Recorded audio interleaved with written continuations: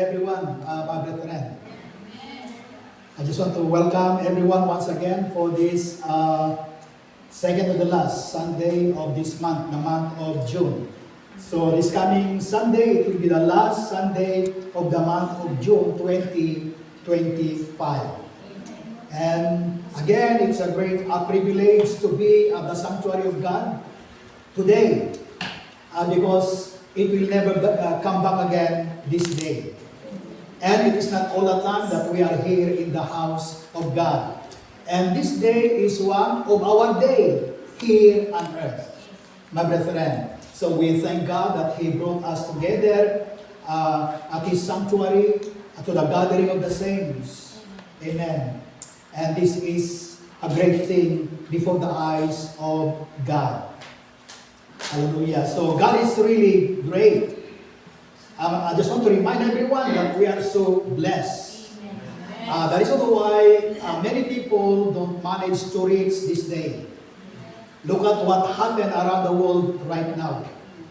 See, even those who are healthy, young, and they got plans for their lives, aiming for a greater future.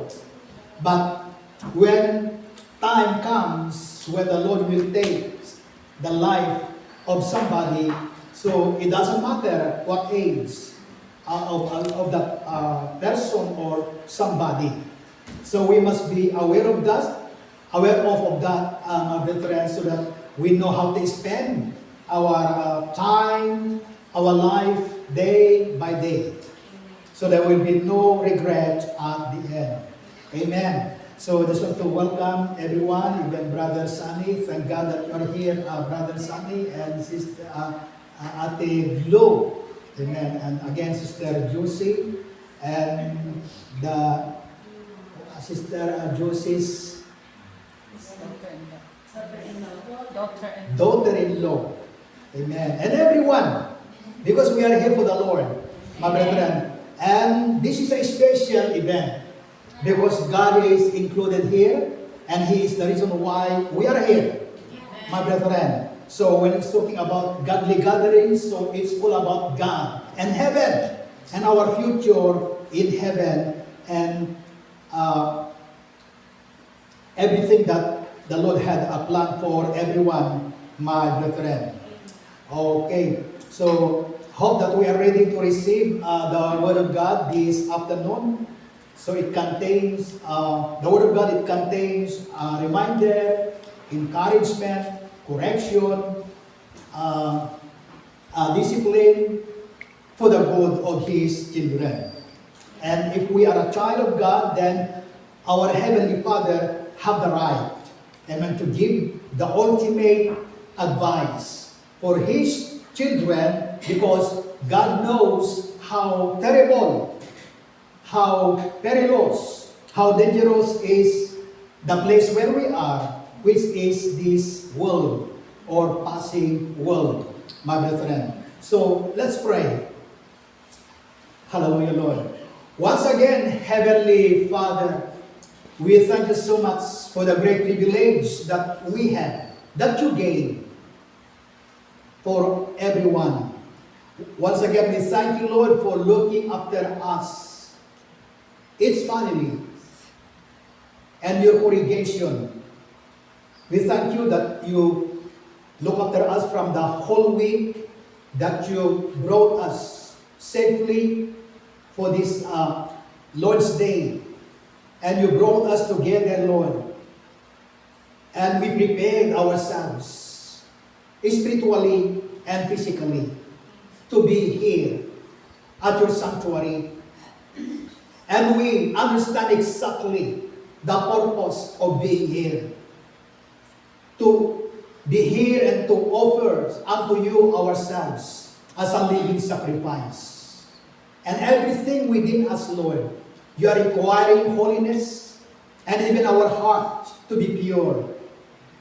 And Father, we pray as we come to receive your divine message for everyone right now, we pray that may we approach, may we hear, may we receive your holy word as a divine advice of our heavenly loving and a caring Father to us. We pray that may we open our hearts and our understanding. May you help us, Holy Spirit of the living God, to come to recognize, to discern how great, how important the word that you are about to give to us today. Because we need your advice, Heavenly Father, that we need to be applied into our lives here on earth while we are living our temporary life here on earth. Lord, you want us to be clothed with godly wisdom and understanding and knowledge, so that nobody will be victimized by Satan. Nobody will be deceived, Lord, by Satan. And nobody will be regret at the end. And nobody will be, their times, their lives will be wasted for nothing or useless thing. And we ask, Holy Spirit, for your helps, for the strength, that may we receive your holy words as the word of God. That may we acknowledge your advice, Heavenly Father, as you are pointing your words to each of us. May we focus our attention alone unto you, not thinking of somebody when it comes to your words, but thinking of you and to ourselves, and to acknowledge and to consider the godly and fatherly advice, a message, and instructions, guidance, and encouragement, Lord, that you are giving to us today.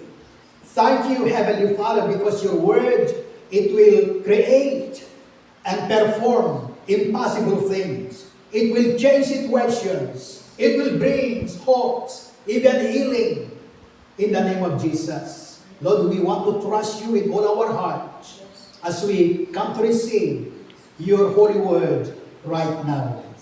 In Jesus' mighty name. Amen. And amen. If you have your Bible with you, my brethren, let's open our Bibles in the book of Revelation, chapter 21, starting from verse 1 till verses 4. Revelation 21, from verse 1 till verses 4. And this is the word of the Lord. John says, "Then I saw a new heaven and a new earth. For the first heaven and the first earth had passed away, and there's no longer any sea. I saw the holy city, the new Jerusalem, coming down out of heaven from God, prepared as a bride beautifully dressed for her husband. And I heard a loud voice from the throne saying, 'Look, God's dwelling place is now among the people, and He will dwell with them. They will be His people, and God Himself will be with them and their God.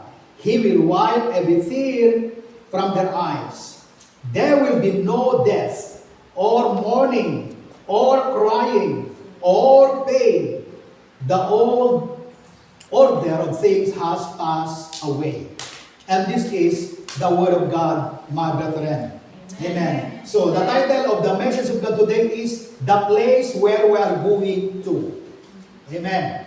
The place where we are going to. Do you know that place? Amen. Amen. Do we know? Do you know that place? Amen. Amen. Okay, so the Lord is giving us, and we heard it many times, and the Lord is going to refresh us at all times, so that we have a full understanding about the place where the Lord had prepared for everyone, my brethren. We are not able to find a place here in this world. Amen. In this world. And it is God, the Lord Jesus Christ Himself, is the one who prepared this place for us as His people. It is not somebody else, but it is our Lord Jesus Christ who went back to heaven and prepared this place for us. Amen. Amen. So we have heard in the Word of God in Revelation 21, in verse 1, there is a word here. And it says, there was no longer any sea. Okay, any sea in heaven. So there is no more sea in heaven. Amen. So I come to think why there is no more sea in heaven compares to here on earth. We have a lot of resorts, amen, sea, where people are enjoying when they go there. All right, so I come to realize why, or I come to have a question why there will be no sea in heaven. Okay, so that's the thing that we need to find out, my brethren. So there will be no more sea in heaven. So when it comes to sea or ocean in this world, so we can see that there is a time that the flow of the water, it will be calm. And there will be a time as well that the flow or the waves is so strong. The wind is so strong. Okay, when it comes to the description of sea or oceans in this world. So the strong waves and the strong winds, it is so dangerous for people. And we heard in a different places, we heard that because of strong winds, storms, strong waves, something or even big ferries being ruined, being crushed. Okay, because of the strong waves to that sea. And many people been killed, okay, through that sea in different places in this world. Too many tragedies that people have experienced when it comes to sea, my brethren. Amen. So, it's a lot of a situation when it comes to history, when it comes to sea. That's why I believe the reason why, one of the reasons may be that the Lord or the Bible is telling us that there is no more sea in heaven, so that there will be no time or no more memory or no more people will be able to rehearse in their minds that somebody or one of the member of their family been killed or died through the tragedy of a sea here in this world. Maybe that's one point. Amen. But the thing is, there is no more. There will be no more sea in heaven. Amen. No more sin heaven. Not like here in this world. So, okay. So if you are good, if you are good in going to the sea, okay. So there will be a reason. Maybe because the weather is hot. So that's why many people want to go to the sea. But we don't need to go to the sea when we are in heaven. We don't need to eat halo in heaven. I believe because we need to eat halo. It means that cold drinks. My brethren, because the weather is hot or is too hot. We are living in a world that is imperfect.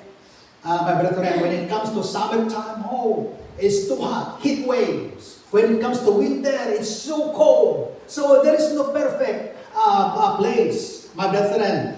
But this place, the place where we are going to, is totally different. Amen. Totally different, my brethren. So God is telling us so that we will be refreshed, so that we are going to focus on and prepare ourselves to go to that prepared city, my brethren. So there will be no more sea in heaven.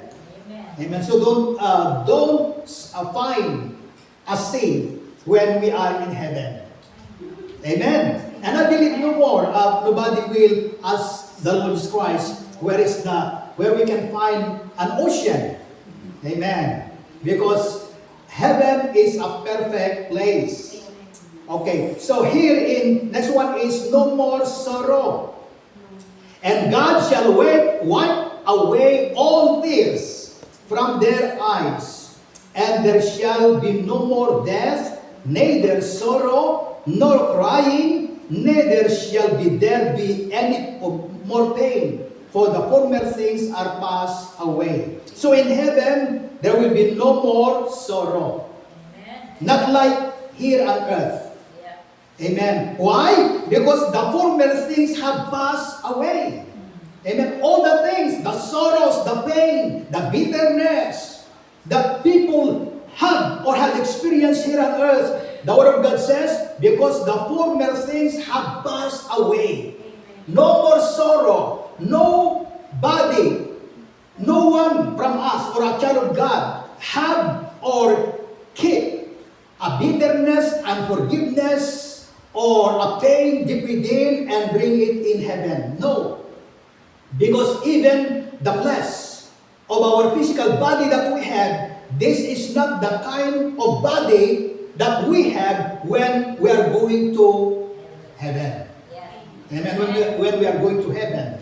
So we have a totally different body, and it is not a physical body anymore, but the Word of God says it describes us a glorified body, like the body of our Lord Jesus Christ when He rose from the dead.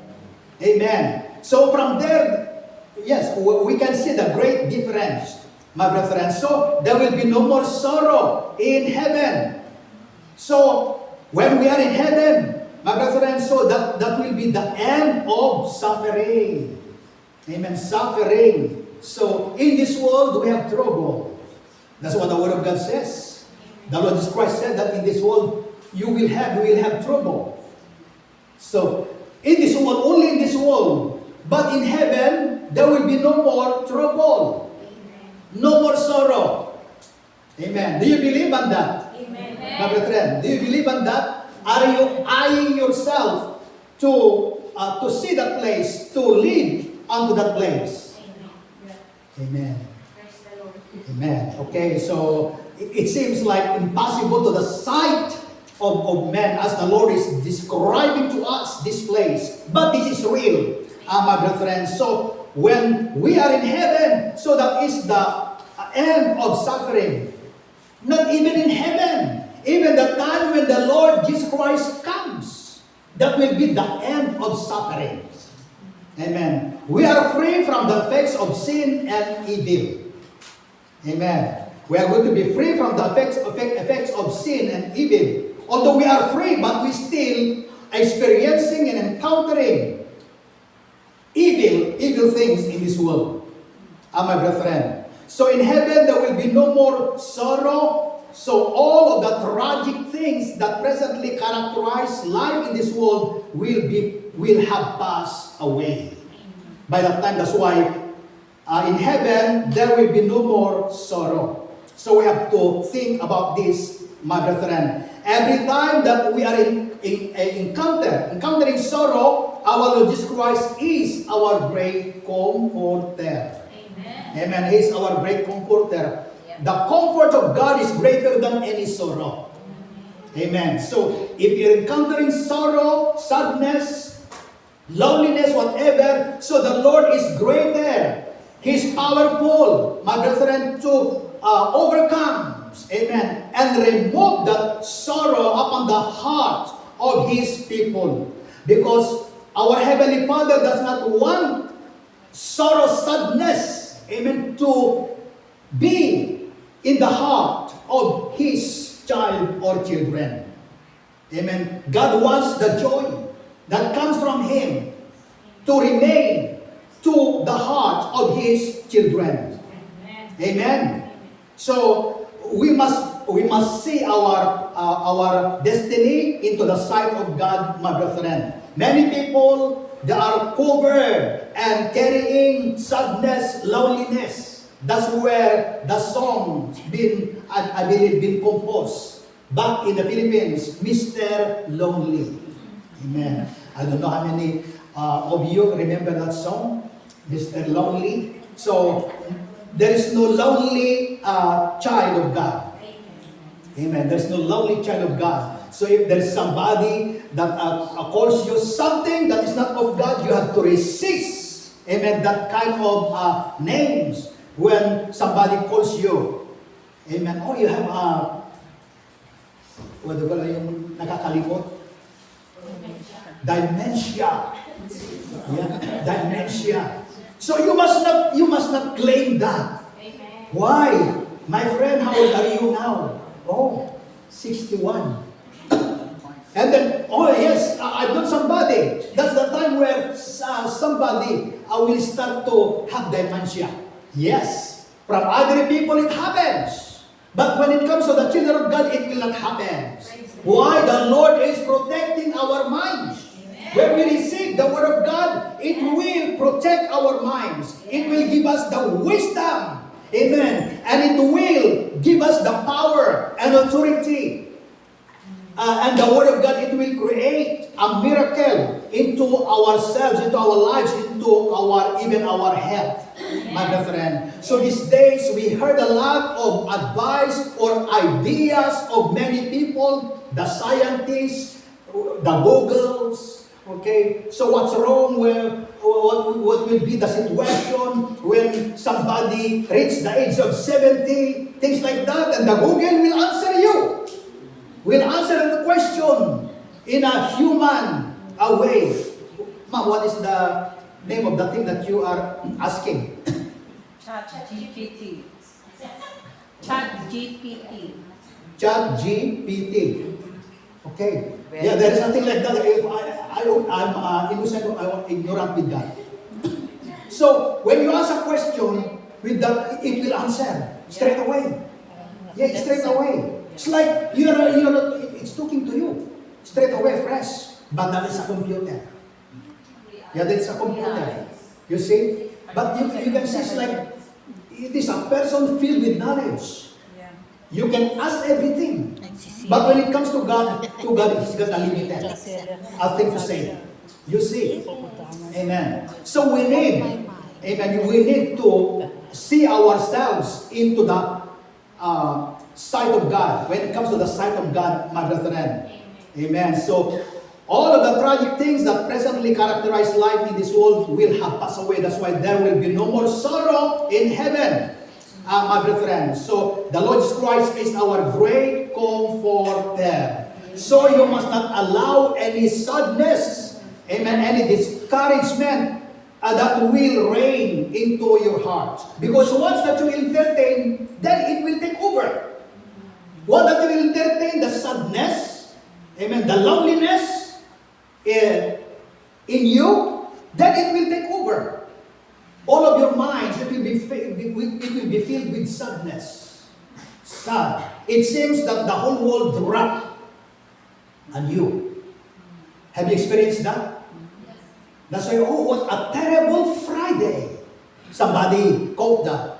My brethren, there is no terrible Friday. Every day is a glorious and a blessed day. It's only the sight, it's only the way views of people based of what they feel, of what they see, that caused them to comment that day, what a terrible Friday. You see, that's why many or some people, they have that belief that when it comes to Monday or Friday, it seems that there is like something that is not good for Monday or Friday. You see? But when we ask God, every day is a blessed and a glorious day. Because the Lord made the day. Amen. Amen. So, we must not be affected with this sorrow. If we experience sorrow, it must be only a temporary. Amen. Because we are not exempted with sorrow, my brethren, but it must be only temporary. Amen. Temporary sorrow. Amen. We must not allow that you have that sorrow 5 years ago, still there. You say, so that must be wiped away. And it's only the Lord can wipe that sorrow, that loneliness deep within of somebody. Amen. Deep within of somebody. Once that you hear, that somebody hear that song, oh, it reminds me. It's good to remember something as long as it gives you the courage or a good result. It makes you laugh. Not it makes you feel sad. And it will repress the hurts, the pain from the past. That is not a good memory or thing to remember. Amen? Amen. Amen. That's why we have to be wise, Yeah. my brethren, in remembering something. And then the regrets will be there, and then blaming somebody will be there. Do you think it will give you a good day? No, it will ruin somebody's day. Amen. You see, and that is the thing where Satan will use it to ruin somebody's day. God wants us to enjoy the day every time. Amen. Amen. So we must be wise in spending the day that the Lord is giving to us, my brethren, in our daily living. Amen. So in this world, we still encounter sorrow, sadness, and loneliness, but that's only a temporary. Say temporary. Temporary. Amen. Temporary. Amen. You must not nail them into your minds, into your hearts.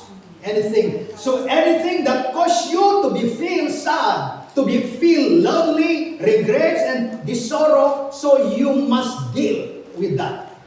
And then it's only God will be able to help you to wipe away any sorrow, any sadness, any pain deep within. God does not want to see His child to have a recorded sorrow or pain or negative deep within. Bitterness 25 years ago is still there. Even 5 years ago, even 5 days ago. So God does not want any ungodly that's been recorded into the hearts of His child or children, my brethren. Amen. So we have to be wise. We must not allow this spirit of sorrow, amen, to be upon our heart. Amen. Praise God. Okay, so let's continue. So sorrow, when anything, it will comes in different ways. Sorrow, sadness, loneliness, discouragement. It comes in different ways. But we must be aware of, my brethren, we must have the mind of Christ, the wisdom of God, the understanding, and we know, and we have to use the given instructions that comes from the Word of God so that we apply them properly.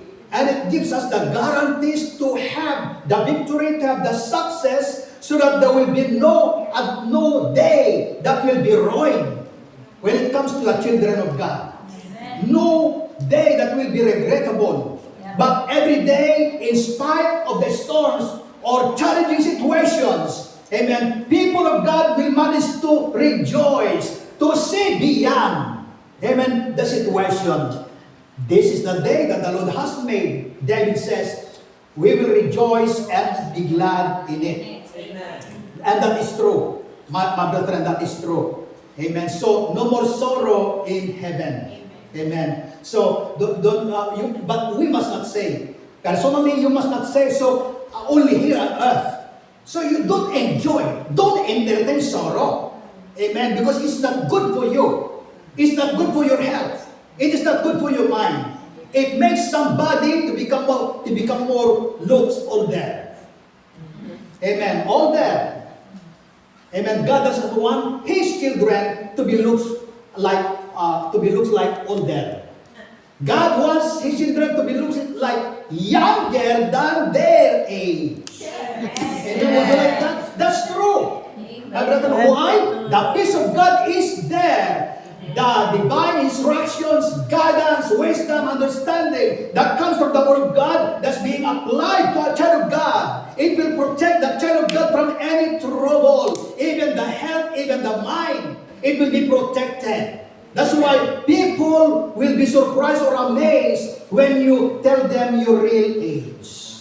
Some people, they keep it secret, their age.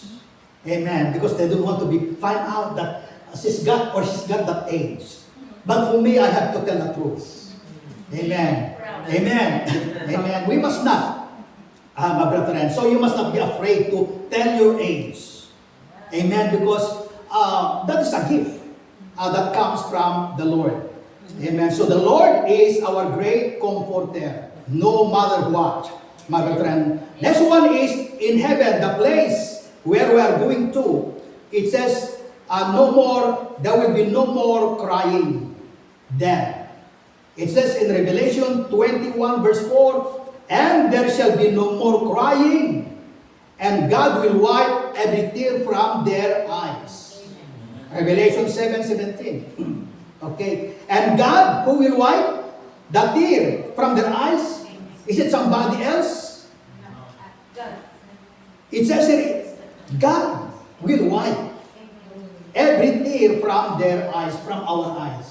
Okay? So it doesn't, we don't need to find out why we are going to cry when the Lord is going to wipe every tear from our eyes. Maybe that will be a tears of joy. I don't know. Amen. Because the Lord is going to see His children happy, victorious, enjoying the glorious life, glorious place, perfect place that He prepared for everyone, my brethren. So it says here, there will be weeping. Yes, there will be no weeping in heaven. So there will be no weeping in heaven. Amen. Not like here on earth. Amen. Many are crying in a different reason. Amen? Many.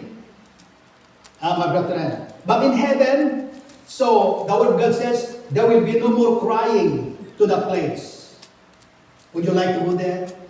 Amen. Are we eager to go there? Amen. Amen. Not like here. Sometimes you just receive emergency call, or somebody's call from your family. Oh, they need something, amount. You see, and sometimes it gives you a headache, right? Sometimes, yes, and sometimes it causes you to cry. You see, so that's life here on earth. But although we are experiencing all these things, but the Lord is with us. Amen. He's the one who's giving us the spiritual strength and courage, so that none of these situations will be able to be imprisoned with this sorrow, with this crying, my brethren, with problems, with fears, with worries. Because the Lord is with us. Amen. He is the resurrection and the life. Amen. No more crying. Amen. Praise God. So it is, the Lord feels the pain, the hurt, when He sees His children crying. Amen. Crying because of situations, troubles that we as His children may encounter in this world. Amen. So we can encourage ourselves. The time that you experience this pain or crying, you can say to yourself, Lord, it's only here. Yeah, and it will be, this thing, it will be past. That must be encouragement. When you come and take us up with you, there will be no more crying there. Amen. I'm looking for that, Lord Jesus. That must be the encouragement that we have, my brethren, or we open our Bible straight away. And we are going to call the Word of God that gives us spiritual courage, amen, to see our future. Amen. Amen. That's what it says here. We are able to raise up into newness of life, where pain and sorrow will be no more. Pain and sorrow will be no more in heaven, my brethren. No more marites in heaven. Amen. No, you don't know the marites, sister. Marites is like that. Like that. Yeah, marites. So, yes, that's true. There is no more marites in heaven. Not like here on earth. Amen. Here on earth, there's a lot of marites. Amen. They can say, they can tell everything they want. They know about somebody, even they don't have any like benefit. It is a part of their nature. Yeah, of their nature, and this kind of nature, it comes from Satan. Because marites is destroying somebody's reputation. somebody's family, somebody's life. You see. So in heaven, there is no more marites. Amen. No more scammers in heaven. Amen. And so no more scammers in heaven. No more pretenders in heaven. Amen. Pretenders, it means it looks like real. Amen. Real Christian. It looks like a real pastors. It looks like a real diaconessa. You can name it, my brother, but it is pretenders. There are pretenders. You see. So in heaven, there's no more pretenders. In heaven, there is no more liars. Amen. Liars. You see. Even for the children of God, we are not exercising this. That's why the Lord gave us the truth. And the Lord is pointing to us things that we need to do and things that we don't need to do. Even to say, my brethren, we must not adopt the ways of this world. We must not imitate the style of this world. But once that I lied, when it comes to this, I have a benefit. You see? So that's still a lie. It comes from Satan. Maybe it's a benefit for you. Maybe that's a material thing. But that is not right. That's not true. Amen. And I believe that the curse of God is there. Because it does not come from a true thing. It comes from a lie. A lie comes from Satan. So, in heaven, there is no more greedy person. Amen. Or covetous person in heaven. Not like here on earth, that many people, they're so greedy, that even the property of somebody, they're trying to take it or to claim it as their own. Amen. These days, it's not their own, but they're trying to take it. See, they're trying to put into the title and to put their names. You see, they're trying to pay an attorney, amen, to do the job, to make it like it's like a real papers. You see, but that is greediness. Amen, greediness. So if we know and we truly know that that land, that property is not yours, this is an example, you must not claim it. Amen. Although, for example, somebody have enough money to pay the brightest or the brilliant attorney to make a fake papers, titles, to arrange that the place it will be named to that person. Yes, the attorney can do that because of money. But when it comes to a legality, still, the person who claim it, it is not for him or for her. Amen? So we must not. As people of God, we must not. Because it will bring a quarrels, misunderstanding, even to a close families. And these are the reason why many close families, they don't have a unity and good relationships because of mana or inheritance.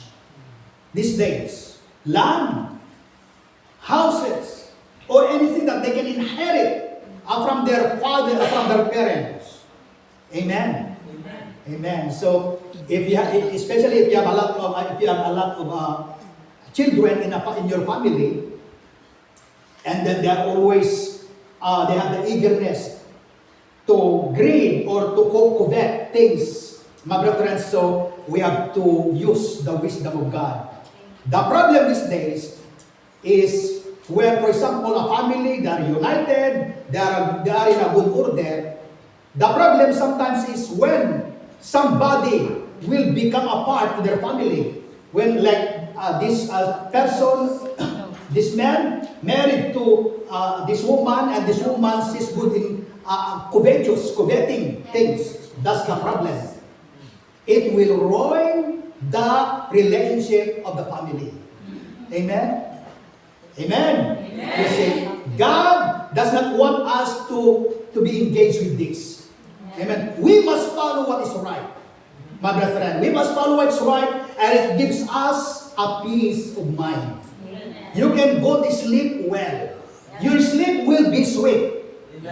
As the Bible study that we had learned during the week is talking about there in Proverbs, I think 11:28, it's talking there about a rich person who only rely to his riches. Yes. So he will be failed. That's what the Word of God says. In what ways? Okay. That person, rich person, can buy the very expensive mattress. He can. But he cannot able to buy a good sleep. Yeah, a good sleep. Maybe that person, rich person, he managed to lay down to an expensive mattress, but he is not able to have a sound sleep. You see? Amen. Even you don't have a CCTV inside of the house, or even railings to the windows, or even to your doors. My dear friends, so if you're a child of God, you can still enjoy your sleep. Why? Yes, because you don't have anything. Amen. They are all your friends, to your neighbors. They knew that you're a child of God. Amen? Amen. And that must be our characters, my brethren. So, in heaven, there will be no more marites, no more scammers, no more pretenders, no more liars, no more greedy, no more covetous, no more deceivers. Amen, deceivers. So these days we're hearing a lot of deceivers, deceiving people today. Amen, when you watch the news, the media. So that's the problem these days. But we must not be a part of this, children and people of God. Amen? Amen. Because there is a consequence in doing this. Amen. Maybe it's a benefit, yes, when it comes to material, but it will be a terrible when it comes to a reputation. Amen. Reputation of that person. And the family will be included. Amen. Praise God. So, it says here, in heaven, there will be no more sorrow, no more sin, and no more crying. My brethren, this is the life in heaven. What a wonderful, glorious day that will be. Amen. Praise God.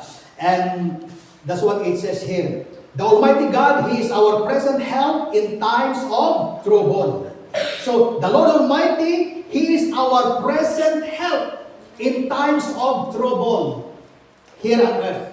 Because there will be no more trouble in heaven, my brethren. So we must not forget that. So in heaven, the place, it says here, the message is, the place where we are going, there will be no more, what's next? Pain in heaven. It says in Revelation 21 verse 4, and there shall be no more pain. And this is in heaven.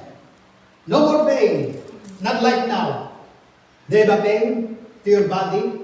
Amen. Yes, you're 60. Amen. Sometimes, when somebody will reach the age of 60, sometimes they claim sickness. They claim pain. You see, you must not. We must not. Maybe many people at the age of 60, they are like admitting that they are experiencing something, pain to their body. But we as the people of God, we must not join in them. Why? Because we are the people of God. Amen. God is looking after our health, our bodies, my brethren. So, but we are not able to escape to experience pain while living in this life. But in heaven, the Word of God says, and there shall be no more pain. Amen. This is in heaven. No more back pain in heaven.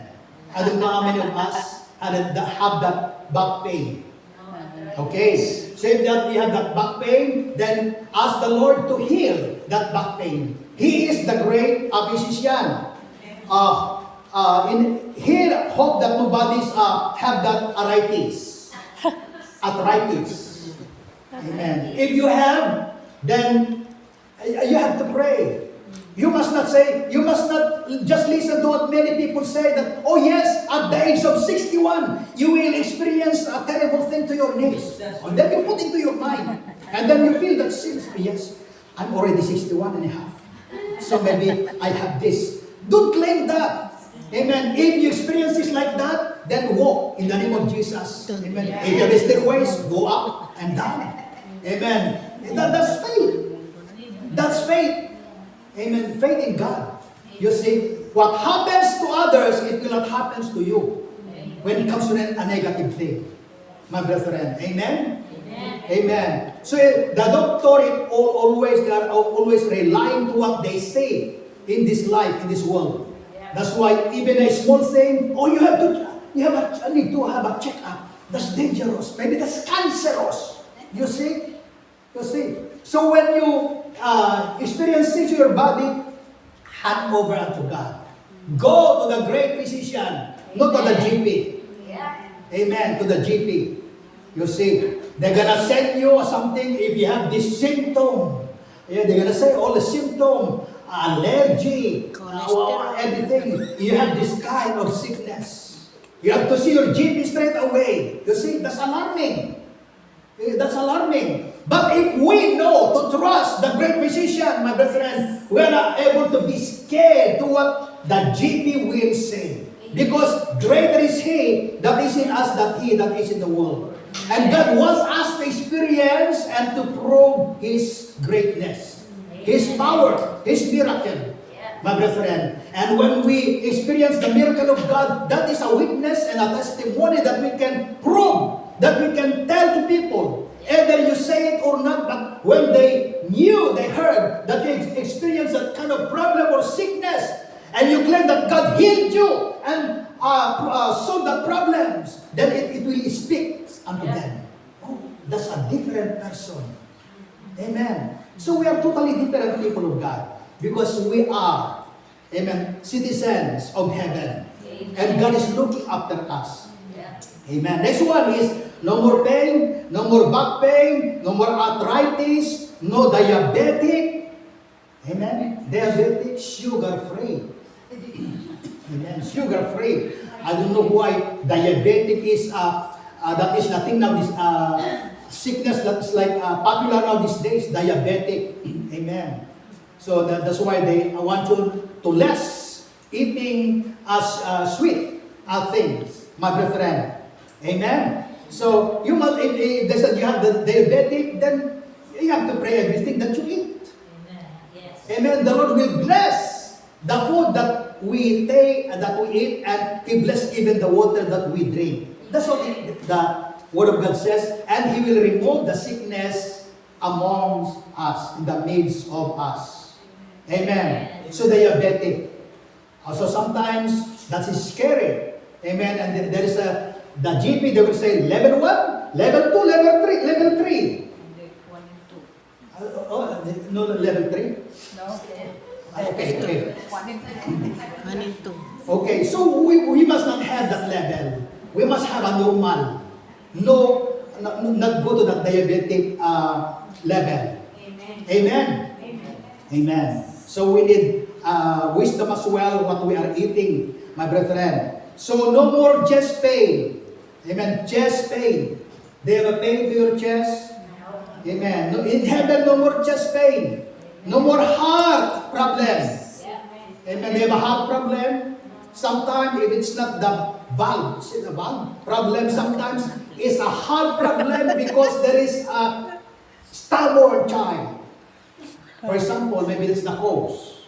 Amen. But in heaven, the Lord is telling us that there shall be no more pain in heaven. That's why we have a lot of different kinds of medicine, tablets for painkiller. Amen. To kill the pain. Amen. You see, to kill the pain. But it's only for the meantime. Amen. It's only the Lord Jesus Christ can take away the pain. Amen. Even the shadow pain, when it comes to pain into the heart, pain into the memory of somebody, it's only the power of the Lord can manage to wipe away all the pains. Amen. The stains of pain has been recorded into the hearts or into the minds of God. And this is true, my brethren. So there is no more headache in heaven. Amen. Headache sometimes when somebody experiences a headache, or maybe there is something to your head. You see, you have to go and see your GP. You see, and sometimes it happens these things, but God is our great physician. Amen. I believe the Lord is teaching us how to trust Him, how to ask and to claim the promise, the work that He has done, that He had finished at the cross of Calvary, including the healing. The Lord Jesus Christ has paid already the price so that all of the sickness, it will be healed, my brethren. So that must be the claim that we have. Amen. So in heaven, there is no more argument in heaven. Argument. You know, sometimes you have arguments with your child, or children, or your father or mother, or husband or wife. Sometimes. Amen? Amen. Silence means. Amen. And that's true. Yeah, it happens. You see? And sometimes it brings pain. Yeah, it brings pain to the feeling of somebody. But we must look to the word of the Lord.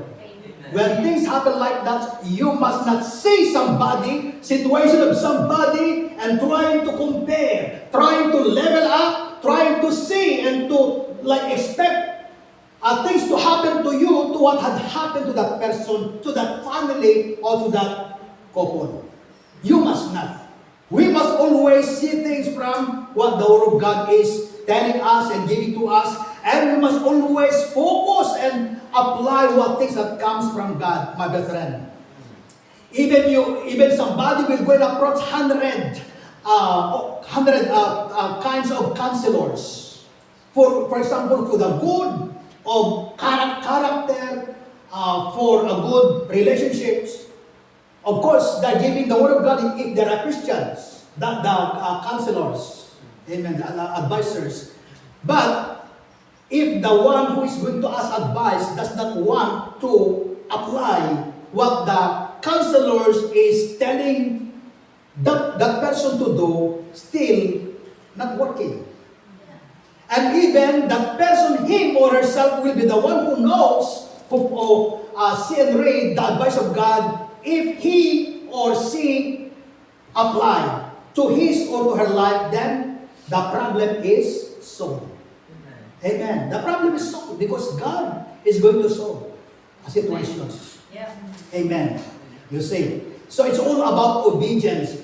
Trusting God and putting His word into practice. So in heaven, there's no more pain, no more arguments, no more quarrel. Amen. Quarrel. No more understanding. Amen. So quarrel, so we have to be aware of, my brethren, sometimes because of the burn rice, sometimes it causes a quarrel. Amen? A burn rice. You see? Or sometimes it is not, the place is not in a nice arrangement order. Sometimes that the cause of the quarrel. So we have to be watchful, aware of, my brethren. So we must think this before we say or do something. Is it worth? Yeah, is it worth that this thing, when I say it and it will create a quarrel, is it worth it? That must be. And sometimes there is an argument that it only starts when it comes to a taste of cooking. Okay? A cooking, for example, is salty. And that's only the start. And then it becomes bigger. And that's the start of quarrel. You see? Amen. So we must be aware of that, my brethren. Even when somebody, for example, your child is trying to answer back, and you know that it's like trying to provoke, we must have the mind of Christ, my brethren. So it's better to be calm and to be silent if we need to. And then deal it when that child is in a calm situation. We must not level up when he or she like in a fiery or it's not in a good mood situation. The same with the husband and the same with the Why? Amen? Amen. So, praise God. So that we can enjoy the life, the day, every day. So, no more pain, and in heaven, there's no more misunderstanding. Amen. Here on earth, we're still encountering miss. They miss the understanding. This is the reason why. So we need to really have the mind of Christ, the wisdom, my brethren, because once that you miss the understanding, that misunderstanding. Amen. Misunderstanding. It will interpret in a different ways. Amen. So, no more crying in heaven. And next one is no more curse. There shall be no more curse in heaven. Revelation 22 verse 3, and there shall be no more curse. That's what it says here, because there is no more sin in heaven. Amen. Sin is the cause of all curses. Amen. Sin is the cause of all curses. That's why when the situation is so bad, so it's getting worse, my brethren, then it causes somebody to curse somebody. Amen. I wish that that person will be struck by a lightning. That's a curse. Amen. And I've heard in Mindanao, in Mindanao, I heard that when somebody, and maybe it's not all of them, but some people are practicing this kind of thing. When they have the enemy, they said that they're gonna plant, is it banana? They're gonna plant something to make that person to be cursed. That's one of the things that I find out when it comes to things in Mindanao. You see, so some people, they're gonna say, so well, chop it to the stone. Taga mo sa bato. You experience that? Chop it to the stone. How could you chop the stone? It's too hard. Amen. So it means this is a hard thing. Amen. So we must not curse. The Word of God says, our Lord Jesus Christ is telling us, instead of cursing, we must say bless. Blessing words. Amen. When they curse you, you may say, God bless you. Amen. You must not say, what? No. God bless you. Amen. Amen. You see? So you must not say what? Because you have already heard what that person is telling, and even is not telling, you can see the appearance of that person is trying to provoke you, and if you want to have a quarrel with him or with her. Amen. But God is giving us the wisdom.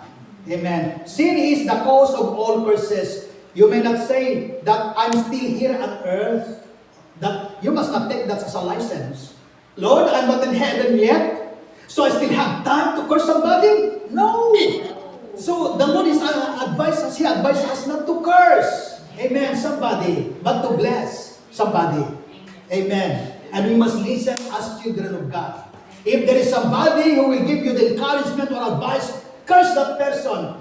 Fight with that person. That is not an advice that comes from the Lord. It comes from Satan. Amen. So it says here, if we are the true children of God, are we the true children of God? We must not live our lives similar with the ungodly. Amen. We must not. There must be not only a little different, but a big difference. Like the difference between light and darkness. That must be the difference of our lives, our characters as people of God and ungodly people. Because we are the holy people of God and our citizenship is in heaven. We are now citizens of heaven, the Word of God says, my brethren. We must remember this. So we have to conduct ourselves in a manner worthy of the gospel of Christ. So we must behave ourselves in a manner worthy of the gospel of Christ. Because this is now the life, this is now the character that the Lord gave to us. Although we are still here on earth, but the Lord wants our lives to be used to be where the characters, the nature, the love of Christ, the humility of Christ will be seen, will be known through our living.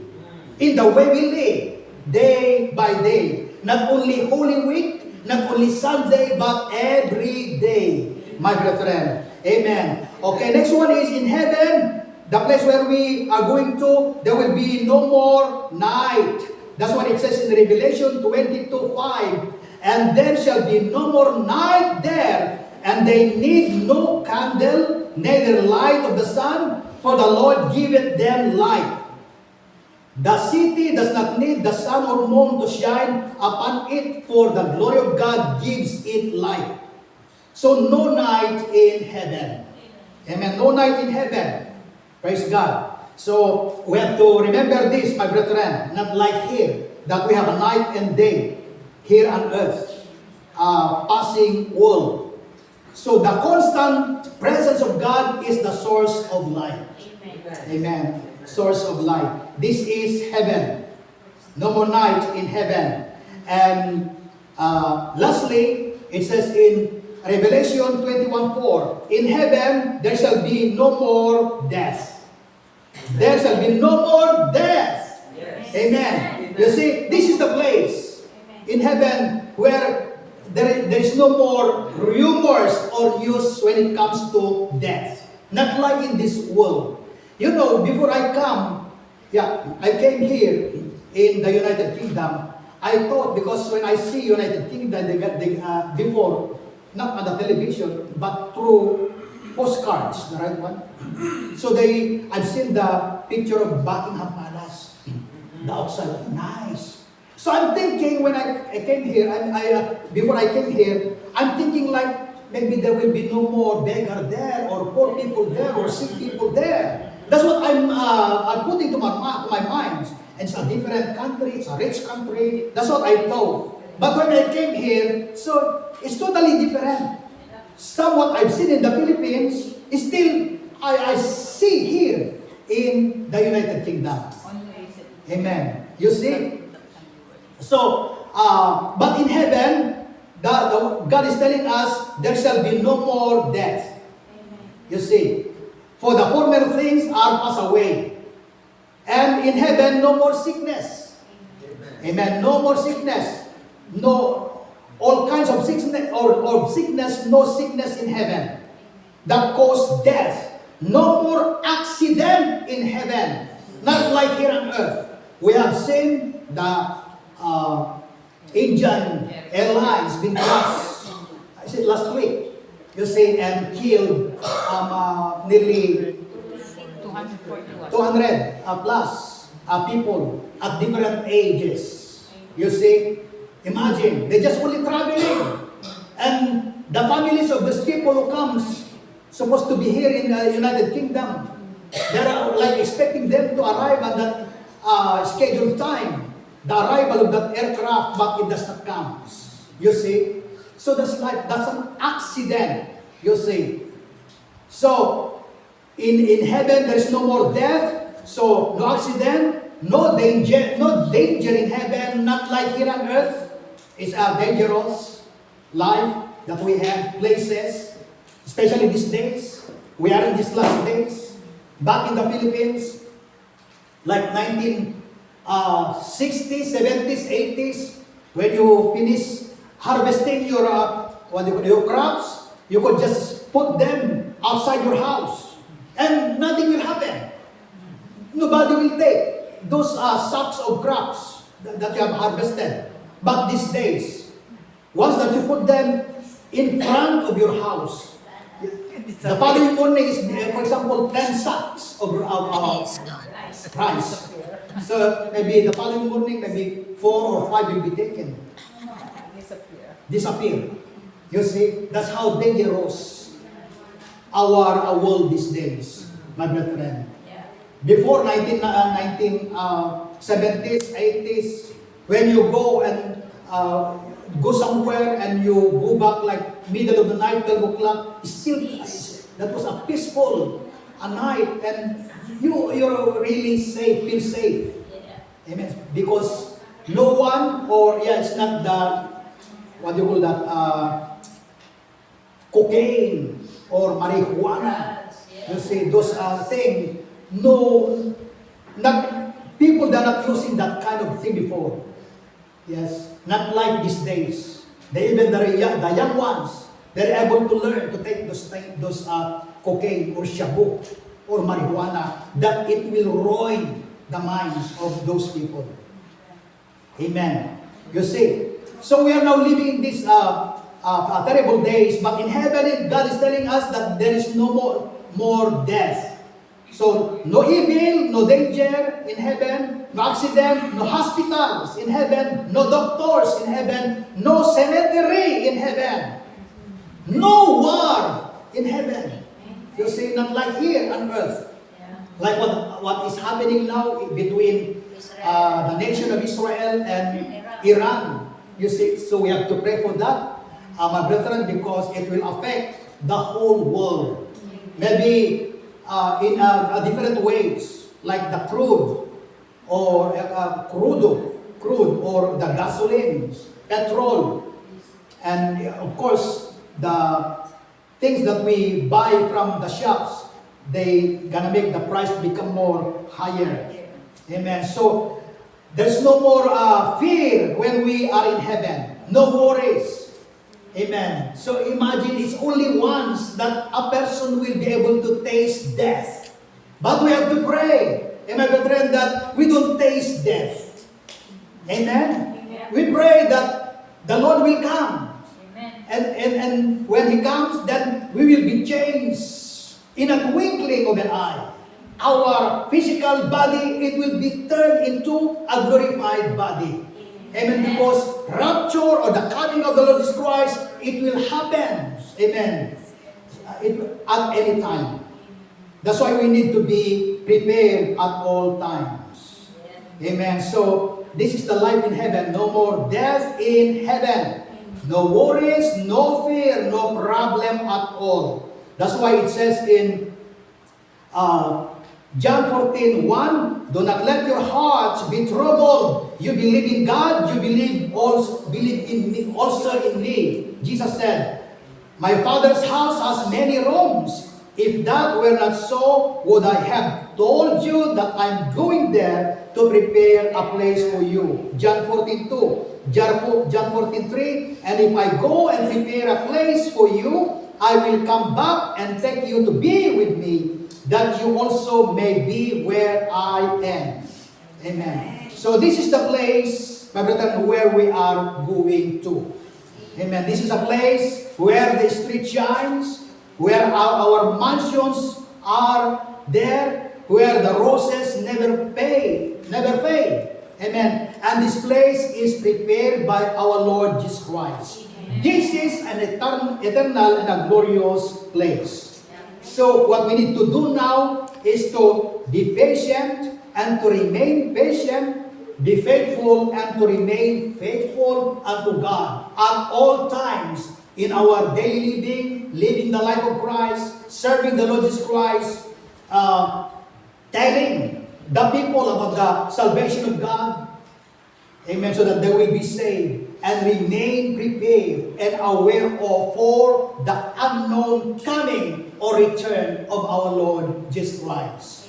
May the Lord find us faithful, and may we experience and may we hear His word towards us. Well done, good and faithful servant.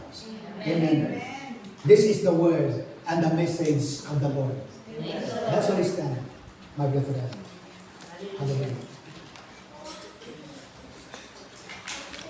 Thank you, Lord. Our Heavenly Father, we thank you that you have reminded us about heaven, about your goodness, about your divine plans that you have planned for each of us. It's truly, Lord, that this world and everything that is in this world, it will be passed away. And your word, Lord Jesus Christ, it will never pass away. That's why we are receiving your holy words, and it will preserve us, and it gives us the guarantees to have the victory, to have the solutions, because your word is filled with power and authority that comes from you. that it will perform miracles, signs, and wonders. It will change the situations of your people or any situations. It will bring hope, Lord, to everyone. Because you have the final word, Heavenly Father. And Lord, we pray that may we experience the joy of your salvation as you have refreshed our minds concerning our future, concerning the place that you have prepared for us, Lord Jesus Christ. Lord, we pray that may we experience that greatly and divine joy that comes from you. May we forget what is happening in this world. May we not focus our eyes, our attention to what is happening in this world. But may we focus everything on you, Lord Jesus Christ, that calls us and gives us the courage and the strength and the determination, Lord, to serve you with faithfulness in the sight of unfaithful situations. We pray, Heavenly Father, that even when we are alone, even when we are in the midst of ungodly people, we pray that may you protect us, that we will remain pure and true, Lord, faithful unto you. That we are not going, Lord, to imitate, to copy, to adopt, and to be influenced of what other people are doing, practicing these days that is not of you, that is not godly.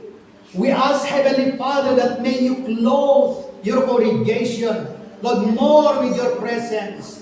That the fear of the Lord, Father, will be increased upon the hearts of your people. That we will have the spiritual awareness, Lord, deep within us, visualizing the glorious coming, the unknown time of your return, Lord Jesus Christ. We pray that this must be the content.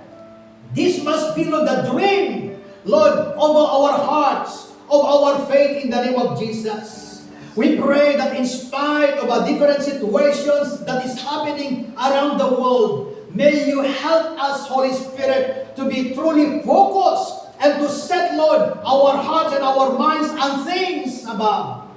Because any time from now on, Lord, you can come, Lord Jesus Christ, and take us, and we don't have anything. We cannot get anything with us in this world to bring it with us when we come to your kingdom. We pray, Lord, that may you sanctify each of us. May you give us, Lord, the strength and courage, Lord, to obey and to follow only your will, your divine instructions and wisdom, Lord, that cause us to be victorious, so that there will be no one from your child to be defeated. And nothing or none of our days will be wasted. None of our days will be regrettable. But all of our days it will be fruitful. Because we apply the divine instructions that comes from you, Heavenly Father. And we pray that we must be a good listeners and a good doers of your word, where the blessings of God will be upon us, because we are applying things that comes from you, that Satan and all the demons, they're not able to defeat what comes from you, Lord Jesus Christ. But we are able, Father, to rise up above circumstances where the greatness, the power, the miracles of God will be seen upon the sight of others. It's like a light shining in the midst of darkness. Lord, this is the kind of life that you have planned and called for each of us as your congregation. We pray that may we abide to what your word says in the name of Jesus. We pray that may we continue, Lord, to focus, Lord, to the things that you wanted us to do. Help us, Lord, to live the life of Christ, to have the focus in applying what your word says in the name of Jesus. Lord, our lives that we have, it comes from you. Yes. Everything, Lord, that we do, it comes from you. It might be laughable to the sight of people, Heavenly Father, but this is a glorious thing before you. And Lord, we pray that may you preserve, Lord, each of us, your congregation, so that no one will be able to be deceived. No one will be able to look back the world. No one will be likened like Mrs. Luke. And no one will be likened like the 5 foolish virgins. But we are all be like the 5 wise virgins in the name of Jesus. What a glorious life, what a glorious future, Lord, that you have refreshed us for this afternoon. And Lord, we pray that may we continue to meditate on your holy words that cause us to experience a godly joy deep within. Because it's really a great and a glorious, perfect life that is awaiting for each of us as your children and a congregation. May we remain pure before you, Heavenly Father. May the saltiness of your words will preserve your congregation. Our testimonies, Heavenly Father, day by day. May your name be glorified in everything that we are going to respond to, especially for those negatives, situations, words that people may say towards us. May we learn, Heavenly Father, to use and apply your holy words, where the peace of God, where the favor of God and the victory of Christ will be upon us day by day. I pray as well, Lord, that you will bless your people with a good health, a long life, a sound mind, a bountiful blessings, a peaceful life, a peaceful family, Heavenly Father. And even for those who are watching through online right now, may you be with them, Lord. May you fill them with your presence. If they are not saved, may you save them, Lord Jesus Christ. Allow them, Lord, to come to know you as the rescuer of their souls. In the name of Jesus. Amen. Lord, we thank you because heaven is waiting for us. And Lord, we pray that may you look after your congregation for this week. May we continue to abide to what your word says and to be aware of what is happening around the world that cause us, Lord, to kneel down, to pray, to intercede, Heavenly Father. And you are willing, Lord, to do your part in the name of Jesus. Lord, we thank you because fear is not for us. Worries is not for us. But the victory of Christ is for us. Amen. And right now, Lord, I pray that you will bless your people, your congregation. Yes. May we come out from this place and may our testimonies will be shining and lead somebody to Christ, Lord, for this week in the name of Jesus. Thank you, Lord, for the good health, the sound mind, the blessings, the favors, Lord, that you are pouring out right now upon your people and your congregation. In the name of Jesus. So, right now, my brethren, receive the love of the Father, and of the Son, and of the Holy Spirit. Amen. Amen. And amen. And God bless you.